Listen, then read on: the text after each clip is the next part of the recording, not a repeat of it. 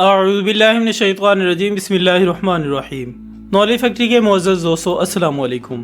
ناظرین کرام، آج کی ویڈیو میں ہم یحییٰ سنوار کی کہانی پر بات کریں گے اور یہ جاننے کی کوشش کریں گے کہ ان کی موت کے بعد کیا واقعات پیش آئے اور ان کی لاش کو اب تک کہاں رکھا گیا ہے۔ دوستو، یہ سوال بہت سے لوگوں کے ذہن میں گونج رہا ہے، خاص طور پر ان افراد کے لیے جو فلسطین اور اسرائیل کے تنازع پر نظر رکھتے ہیں۔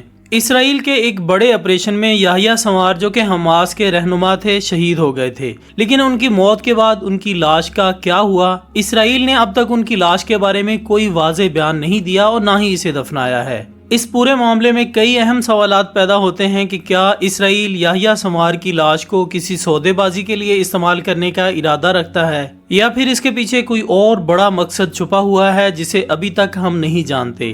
آج کی اس ویڈیو میں ہم انہی تمام سوالات پر غور کریں گے اور آپ کو وہ تفصیلات فراہم کریں گے جو شاید آپ نہیں جانتے۔ ویڈیو شروع کرنے سے پہلے آپ سب سے گزارش ہے کہ ویڈیو کو آخر تک لازمی دیکھیے گا تاکہ آپ کو حقیقت کا اندازہ ہو سکے۔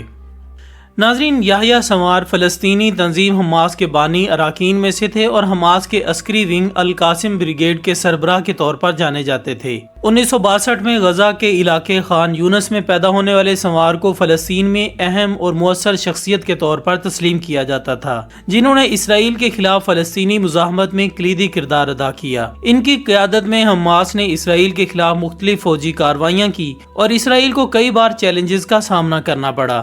یحییٰ سنوار نے اپنی ابتدائی زندگی میں اسرائیلی جیلوں میں بھی بہت وقت گزارا، جہاں انہیں 1999 میں قتل کے الزام میں عمر قید کی سزا سنائی گئی تھی، لیکن سن 2011 میں گلاد شالیت نامی اسرائیلی فوجی کی رہائی کے بدلے ہونے والے ایک بڑے قیدی کے تبادلے کے طور پر سنوار کو 1000 فلسطینی قیدیوں کے ساتھ رہا کیا گیا۔ یحییٰ سنوار نے حماس کے اندر اپنی پوزیشن کو مزید مستحکم کیا اور سن 2017 میں غزہ کے لیے حماس کے سیاسی قائد بن گئے۔ ان کی قیادت میں حماس نے اسرائیل کے ساتھ تعلقات کو مزید سخت کیا اور غزہ میں اسرائیلی فوجیوں کے خلاف مختلف کارروائیوں کو منظم کیا۔ سنوار کی قیادت میں حماس نے اسرائیل کو فوجی اور اسٹریٹجک لحاظ سے متعدد مواقع پر شکست دی، جس سے انہیں اسرائیل کی طرف سے انتہائی مطلوب افراد کی فہرست میں شامل کر لیا گیا۔ سن 2024 میں اسرائیل اور حماس کے درمیان کشیدگی اپنے عروج پر پہنچ چکی تھی اور دونوں طرف سے حملے جاری تھے۔ اس دوران یحییٰ سنوار اسرائیل کے لیے ایک بڑا ہدف تھے، کیونکہ وہ حماس کے سب سے بڑے اور طاقتور شخصیت تھے جو غزہ کے معاملات کو سنبھال رہے تھے۔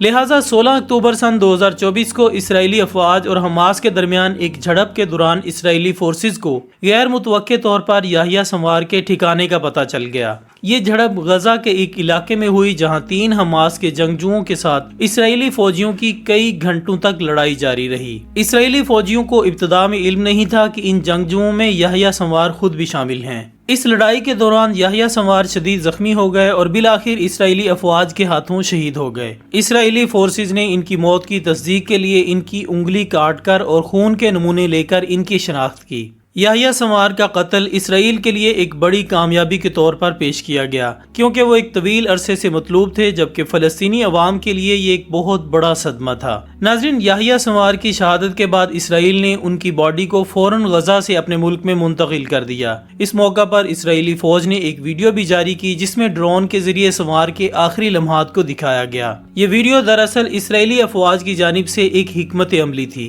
جس کا مقصد حماس کے جنگجوؤں اور فلسطینی عوام کے حوصلے کو پست کرنا تھا۔ اس ویڈیو میں یحییٰ سنوار کو شدید زخمی حالت میں دکھایا گیا تھا۔ انہوں نے اپنے جسم کے زخموں کو باندھنے کی کوشش کی، خاص طور پر ایک کٹا ہوا بازو جسے بجلی کی تار سے باندھا گیا تھا تاکہ خون کو روکا جا سکے۔ ویڈیو میں دکھایا گیا کہ سنوار اپنے بچاؤ کی آخری کوشش میں ایک چھڑی سے ڈرون پر حملہ کرنے کی کوشش بھی کر رہے ہیں، لیکن اس حالت میں بھی وہ شدید زخمی تھے اور بالآخر وہ شہید ہو گئے۔ اسرائیل کا مقصد اس ویڈیو کے ذریعے یہ تھا کہ حماس کے جنگجو اور فلسطینی عوام کو مایوسی میں مبتلا کیا جائے اور ان کے حوصلے پست کیے جائیں، لیکن اس کا الٹا اثر ہوا، کیونکہ نہ صرف فلسطینی عوام بلکہ دنیا بھر میں کئی لوگوں نے اس ویڈیو کو دیکھ کر حیرانی اور غصے کا اظہار کیا۔ اس ویڈیو میں نہ صرف اسرائیل کو بین الاقوامی سطح پر شدید تنقید کا سامنا کرنا پڑا، بلکہ حماس کے حامیوں کے لیے یہ ویڈیو ان کی جدوجہد کو مزید حوصلہ دینے کا باعث بنی۔ دوستو، جب سنوار کو آخری بار دکھایا گیا تو ان کے پاس چند اہم اور دلچسپ اشیاء تھیں،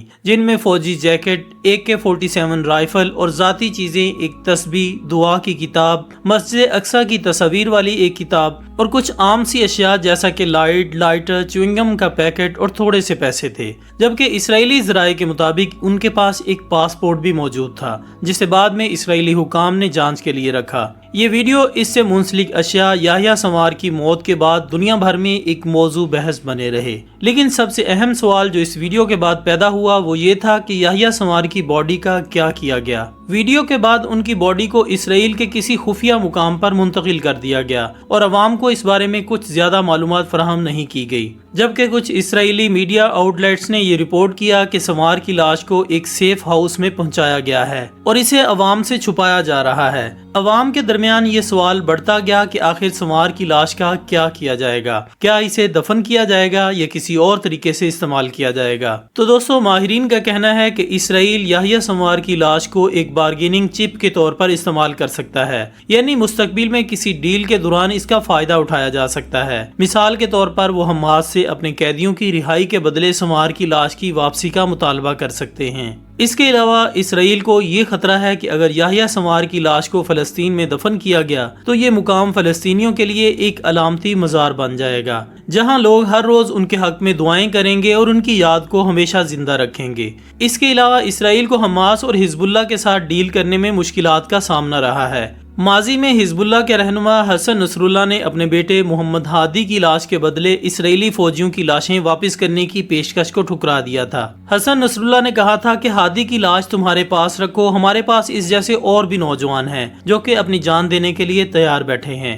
इसी तरह इसराइल को खदशा है कि हमास भी संवार की लाश के बदले कोई डील कबूल नहीं करेगा और इस लाश को फलस्तीनी अवाम के लिए एक इंस्पायरेशन का जरिया बना दिया जाएगा। नाजरीन, कुछ रिपोर्ट्स में ये भी कहा जा रहा है कि इसराइल शायद संवार की लाश के साथ वही करेगा जो इसराइल ने उसामा बिन लादेन की लाश के साथ किया था। उसामा बिन लादेन को समंदर में दफन कर दिया गया था ताकि इनकी कब्र किसी अलामती मुकाम में तब्दील न हो सके। नाजरीन, ये मामला न सिर्फ इसराइल और फलस्तीन के दरमियान तनाज़े को मजीद पेचीदा बना रहा है बल्कि दुनिया भर के लोगों की तवज्जो भी अपनी तरफ मबजूल कर रहा है। ये देखना बाकी है कि आने वाले दिनों में इस हवाले से क्या इंकिशाफ होता है और इसराइल इस मसले को कैसे हल करता है। तो दोस्तों, ये थी हमारी आज की वीडियो। हम उम्मीद करते हैं कि आपको वीडियो ज़रूर पसंद आई होगी। इंशाल्लाह बहुत जल्द हम दोबारा हाजिर होंगे एक और वीडियो के साथ। तब तक अपना दोस्तों, रिश्तेदारों और गिरदनवा के तमाम लोगों का बहुत ख्याल रखिएगा। अल्लाह हाफिज़।